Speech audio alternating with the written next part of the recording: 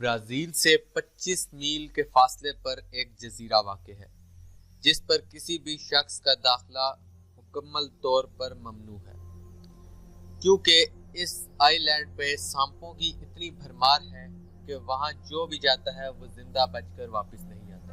آخری دفعہ اس جزیرے پر ایک فیملی رہتی تھی جو کہ وہاں کے لائٹ ہاؤس کی رکھوالی کرتی تھی، لیکن وہ فیملی بھی وہاں مردہ پائی گئی جو کہ سانپوں کے کاٹنے کی وجہ سے موت کا شکار بن گئی۔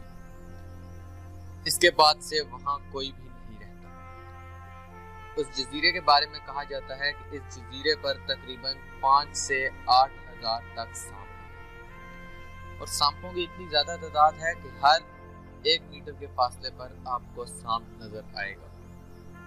اس لیے وہاں کسی بھی شخص کا داخلہ بالکل ممنوع قرار دیا جا چکا ہے۔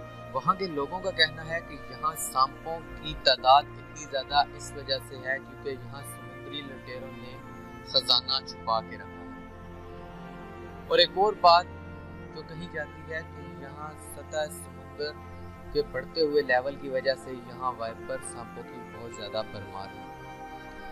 وجہ جو بھی ہو دوستو، وہاں پہ کسی بھی شخص کا داخلہ اب بالکل منع کیا جا چکا ہے اور نہ ہی وہاں کوئی اب رہتا ہے۔ لائٹ ہاؤس مکمل طور پر شمسی توانائی پر چلتا ہے، اس کے علاوہ وہاں کوئی عمارت کا وجود بھی نہیں۔ شکریہ۔